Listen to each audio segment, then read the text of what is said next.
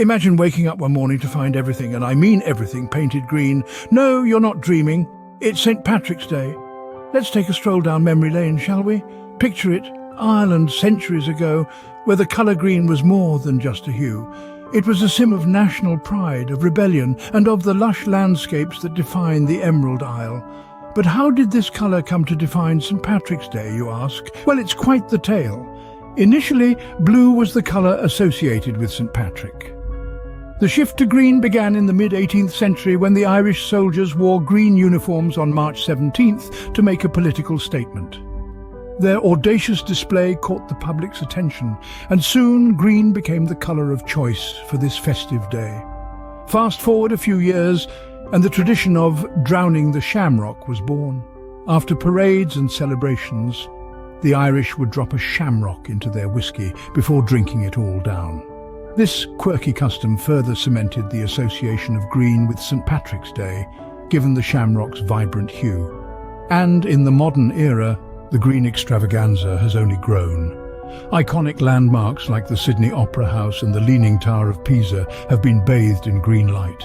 Even rivers have been dyed green. It's a sight to behold, let me tell you. As for the people, they've embraced the tradition wholeheartedly. On St. Patrick's Day, everyone becomes Irish, transforming into a sea of green-clad revelers. From elaborate costumes to simple green accessories, the creativity truly knows no bounds. So you see, the colour green on St. Patrick's Day is more than just a whimsical choice. It's a nod to history, a token of national pride, and an expression of joyous celebration.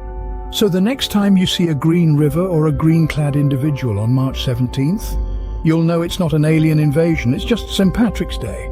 Now, who was this St. Patrick, and why do we celebrate a day in his honour? Was he a leprechaun whisperer or a green enthusiast? Not quite.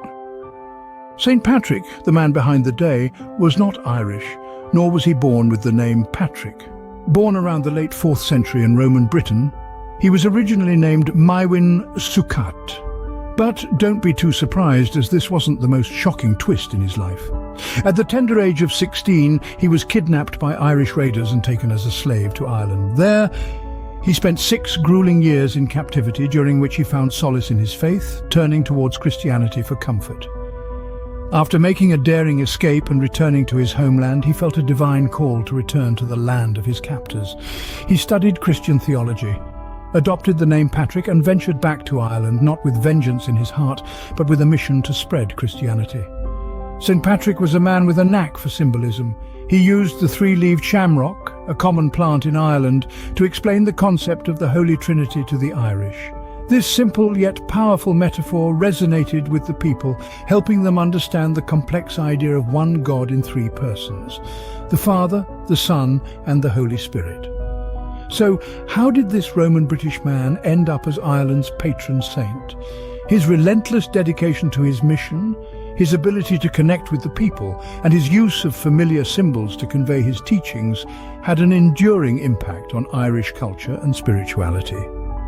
His death on March 17th became commemorated as St. Patrick's Day, a day to honour his memory and celebrate Irish heritage. So despite not being Irish or a fan of green, St. Patrick's legacy lives on, turning our world into a sea of green every year. So, we've covered the green and St. Patrick.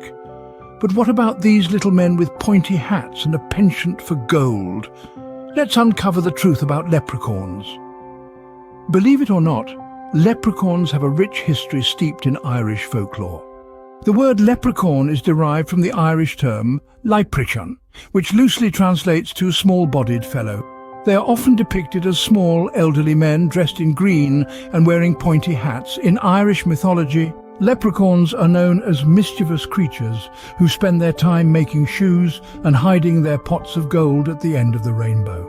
But how did these characters from old Irish tales end up being symbols of St. Patrick's Day, you might wonder? Well, as St. Patrick's Day evolved from a religious holiday to a celebration of all things Irish, leprechauns became a handy symbol.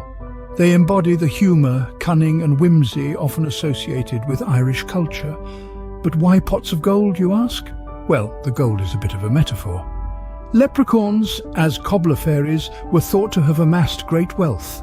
The pot of gold represents the fortune they supposedly hoard.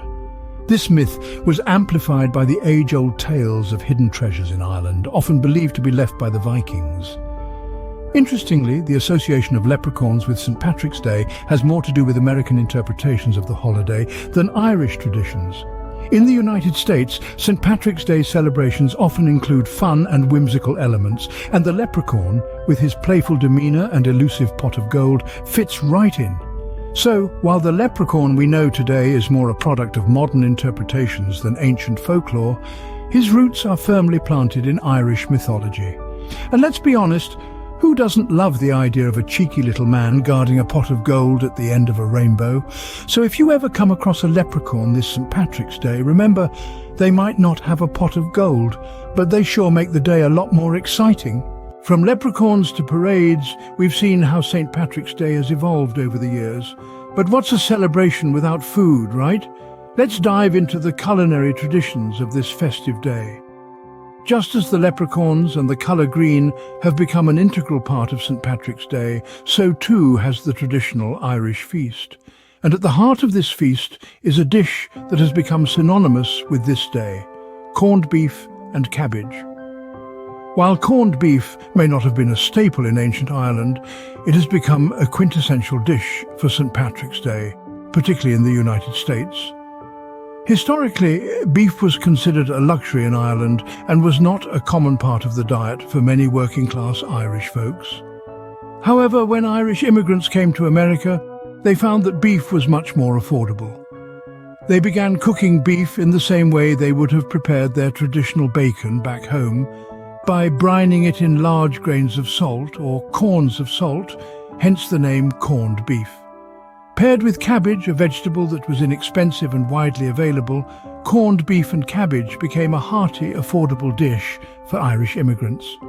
Over time, this meal became a symbol of their resilience and resourcefulness. Today, it's hard to imagine a St. Patrick's Day celebration without this iconic dish.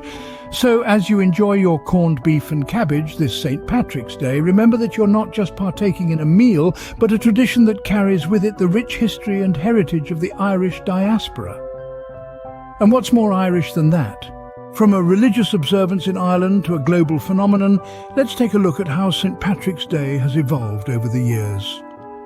Once a solemn religious feast day in the Emerald Isle, St. Patrick's Day has morphed into a worldwide celebration of everything Irish.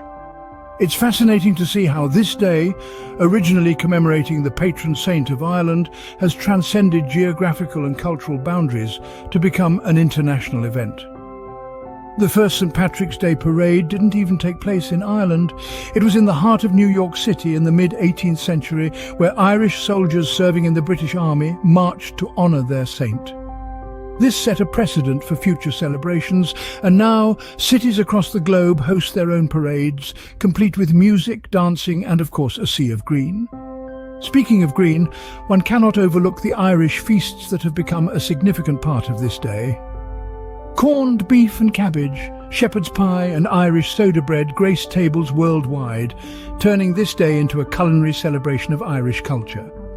And let's not forget the iconic Irish brew Guinness, which sees a substantial surge in sales every March 17th. Music is another element that has played a crucial role in making St. Patrick's Day a global phenomenon. From lively folk tunes to soulful ballads, Irish music has a unique ability to bring people together. It's not uncommon to find city squares and pubs reverberating with the sounds of the fiddle, the bodhran drum, and the sweet notes of the tin whistle. St. Patrick's Day has become much more than a day to honour a saint. It's a celebration of a vibrant culture, a nod to a rich heritage, and a testament to the power of tradition. It's a day where the world is a little more Irish, so whether you're Irish or not, St. Patrick's Day brings together people from all walks of life to celebrate a culture rich in history and tradition. Now, before we wrap up, let's revisit what we've learned about St. Patrick's Day. We've journeyed through an enchanting tapestry of history, tradition and folklore, all stitched together by the colour green, a man named Patrick, and a troop of mischievous leprechauns. We started with the colour green, a hue that has come to symbolise this day. But it's not just a random choice of the colour wheel. Green is deeply rooted in the Irish identity, representing the lush landscapes of the Emerald Isle. On St. Patrick's Day, it's more than just a colour, it's a celebration of Irish heritage and pride. Next, we delved into the life of the man who started it all, St. Patrick. Despite his name, Patrick wasn't Irish by birth. Kidnapped at a young age, he was brought to Ireland as a slave. His escape and return as a bishop marked the beginning of his mission to convert the Irish to Christianity. His legacy lives on, not just in Ireland, but around the world. Then we met the Leprechauns, those cheeky, diminutive creatures of Irish folklore.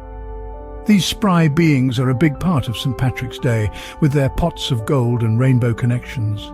Leprechauns symbolise the magic and mystery of Ireland, adding a dash of whimsy to the day's celebrations. Finally, we explored how St. Patrick's Day has grown from a religious observance in Ireland to a global phenomenon. From New York to Sydney, Tokyo to Buenos Aires, millions of people, regardless of their heritage, don the colour green and join in the revelry. So there you have it, an intriguing tale of a day that celebrates a saint, a culture, and yes, the colour green. Happy St. Patrick's Day. Thank you for joining us on this enchanting green journey. We've travelled through time, across continents, and even dabbled in the realm of folklore. We hope you've enjoyed this exploration as much as we've enjoyed sharing it with you.